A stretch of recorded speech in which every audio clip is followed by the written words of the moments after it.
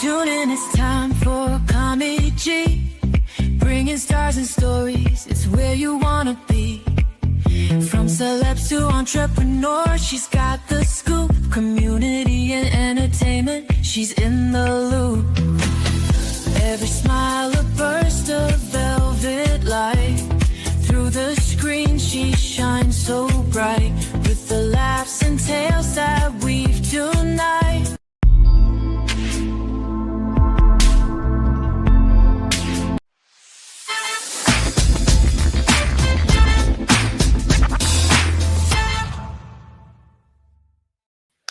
Well, welcome to another episode of SKST Radio, and you tuned into the Cammie Grayson Show, and I am Cammie Grayson, your host, and I have a brand new friend. He goes by the name of Chris Legacy. Hi, Chris. Welcome to the show. Hey, what's up, Cammie? Thank you for having us. Absolutely.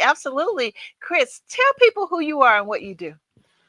Well, my name is Chris Fairley. My stage name is quick story behind that. I served some time in the military, and Okay. when you release or do anything when you're in that uniform, the military sort of owns it, and so we had to kind of come up with an alias name, and so we we went with Chris Legacy, and that's kind of it's kind of stuck with this.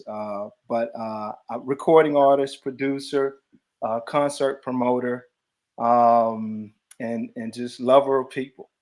Okay. So you use the word we. Who is the we? Mhm. We uh, friends, folks that were with us. You're in the military. That camaraderie is real strong. So I had a ton of folks that supported us, and they were like, "Hey, man, if you really want to do your thing musically, you got to find out a way to do your thing and not be so nervous, right? And Mm-hmm. afraid to release." And so that's what we came up with. Okay, wonderful. Look at you. So, you are from, you did your military service here near Virginia, or where were you? So I not originally from Mississippi. I probably fast forwarded too far, right? I'm originally from a little town, Moss Point, small town in Okay. Mississippi. And obviously as time went on, I did join the military. Um, I've been all over the world. Hmm. Served initially in Europe. Got an opportunity to be a part of army bands, army entertainment, if you will, Okay. in Europe. And so I traveled performing for service members, family members, dignitaries to the nation. Did that for a little while. Then came back to the States, got back into my regular job. And I tell you what, that's why it's so good to not ever burn bridges, right? Right. That there was a gentleman that I met back in Europe who later on became the DOD Training and Doctrine Command guy, right? So he was in charge. And they were looking at ways to save money in the military. They say, hey, how can we save money and still build morale for service members? And what they were Hmm. speaking on was doing concerts and shows. And they said, hey, why don't we reach within, grab some talent from within, and see if we can save some money that way? And I had come across a friend of mine had told me to reach out to him, and I did. And he said, Hmm. "Hey, man, you're in just the nick of time." He said, "We have these auditions coming up for to hire folks to become vocalists for the military." So I went and did that, auditioned, and Cammie, I was doing that for the last 11 years of Wow. my military service. Yeah. Wow. So it's kind of like USO or something like that, right? We did a lot with USO, um, MWR. Um, who else was a part of that component? Obviously, Army Entertainment had a strong hold on that. But to answer your question, Virginia, I actually when we did the audition training, it was at Little Creek. Okay. I know what that is. There in Virginia. So we did that for 2 weeks. That was really cool. They brought a bunch of industry guys and girls in to kind of train us up on, singing techniques, stage presence. And you know, I have been recording and singing Cami for a while, but I didn't realize the importance, right, of understanding from the stage perspective and Yeah. how to connect with an audience. And Yes. some of those things were really vital in that training. Wow. Yeah. Yeah. It's Mhm. amazing because people think they could just do it, right? Or they've done it so long their way, they don't realize it's technique. There's training. You know, you come and do a podcast, you're thinking, oh, I could, I could just do it on my phone. No, you come to Right. the studio where we are, you see a Mhm. whole different world. You know, people are like blown away. So yeah, with singing, it's the same way. You know, once there's trained vocalists, right? And then Mhm. there's Mhm. self-made vocalists. And so, Right. it's a big difference, and it makes a difference once you have that training behind you. I think it does. I think it does, and obviously, I know on both sides of that. It's one thing to get behind a microphone and man, he can sing, and man, she can sing, but it's something more when you can connect, Hmm. right?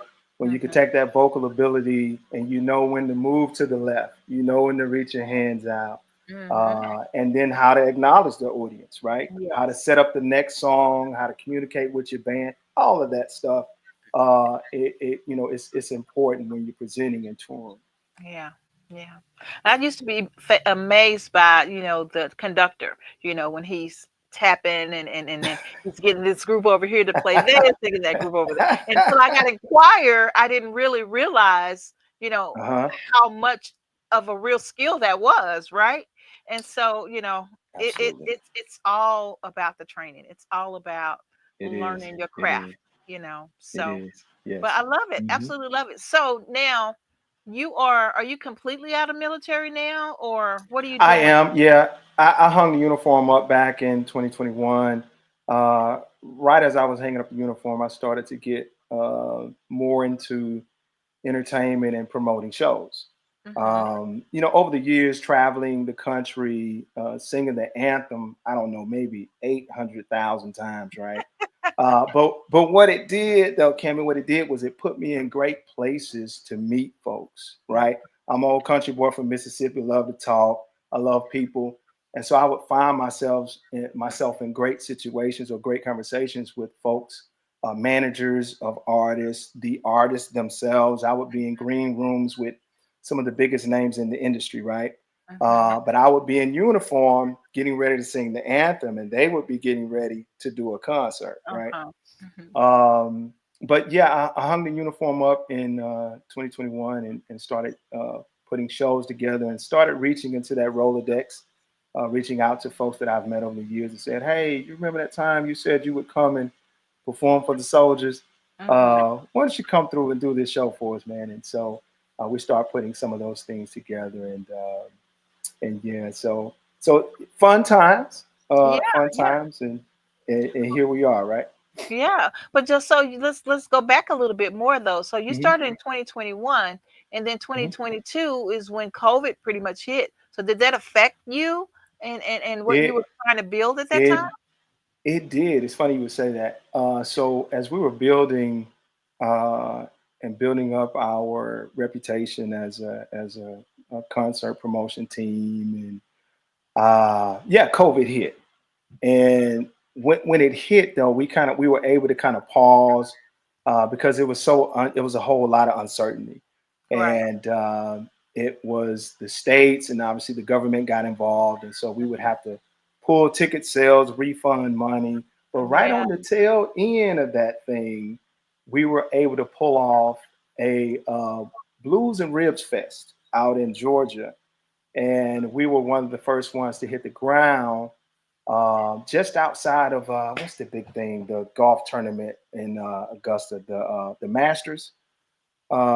Just outside of the Masters, we reserved hotel space and things of that Mhm. nature. And so some of the people in the city, when we had our event, it was we had some great numbers to come out, but they were really excited, and they said the timing was perfect because they hadn't had anything other than the Masters to do Yeah. numbers like that. Yeah, yeah, but it did though, Cammy. It did affect things, and then uh, if it's some folks, some promoters, unfortunately, are about the dollar, and we were really concerned for people, Right. right?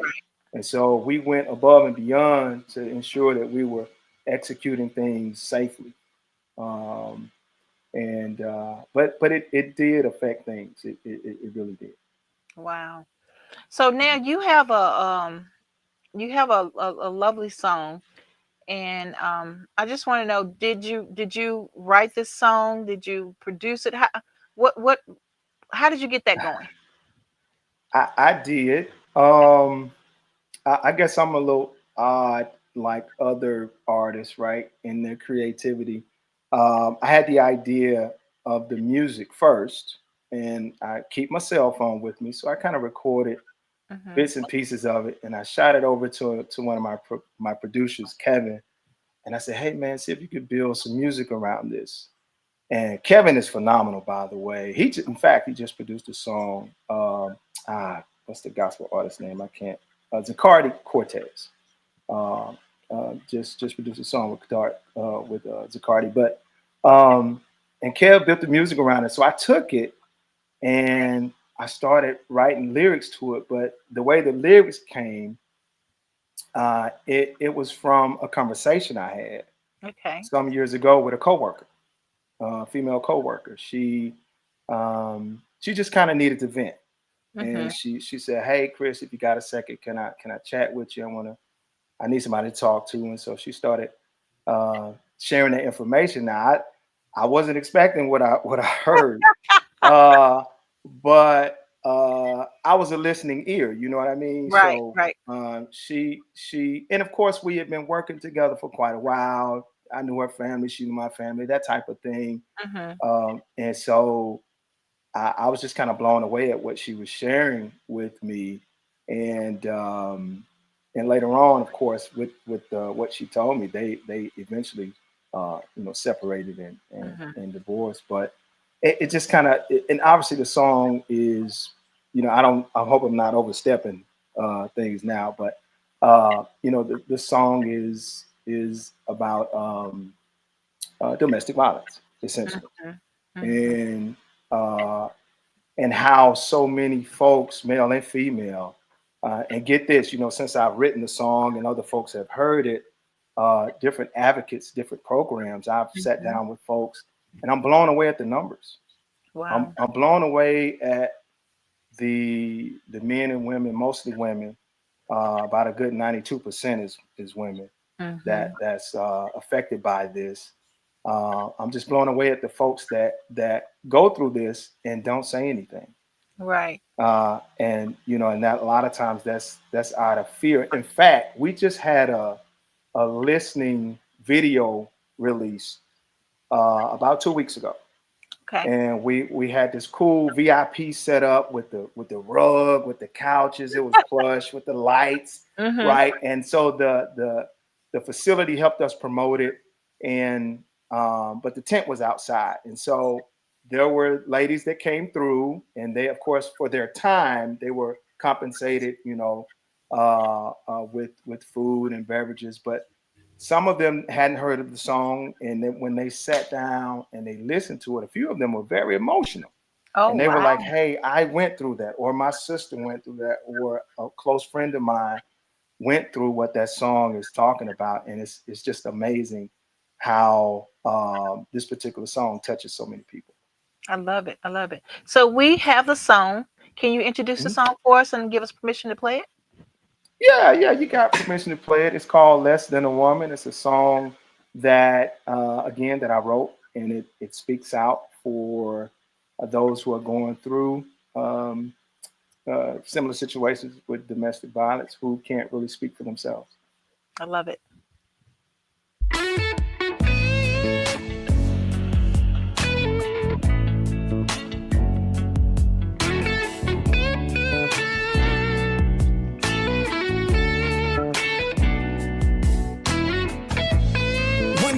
At work, and I had a female coworker come up to me, and she was hurt down and depressed. She said, "Chris, I need to talk to somebody." And this is what she told me: "It's hard staring in the mirror 'cause I can't stand who it is I see. I see this heartbroken little woman, so sad, so depressed, staring right back at me. Some days I do nothing but cry. I just lay there, and sometimes I wanna die. She said, oh, I feel less than a woman. She said, well, I feel less than a woman. Less than a woman. And this is what she told me. She said, I used to wake up in the morning. I had breakfast laid out on the table. I even dropped out of college. I got a job and I helped him with his mortgage. Well, we even had kids. Sometimes I wonder why I did. Now after all the verbal and physical abuse, I feel so broken, damaged and used. Well, she said, oh, I feel less than a woman. Sometimes I don't feel like myself. Yeah, she said, I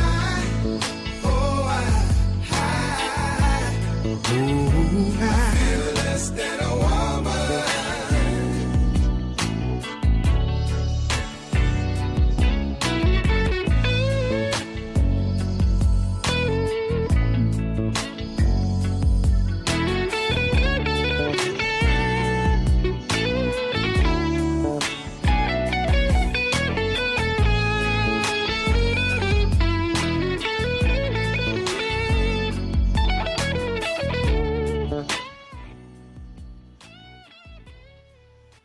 Wow. Chris, I love it. Absolutely love it.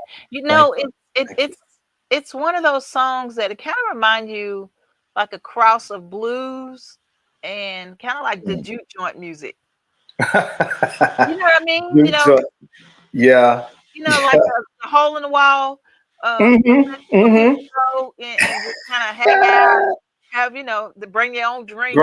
Grown folks, yeah. Yeah, BYOB with the brown bag.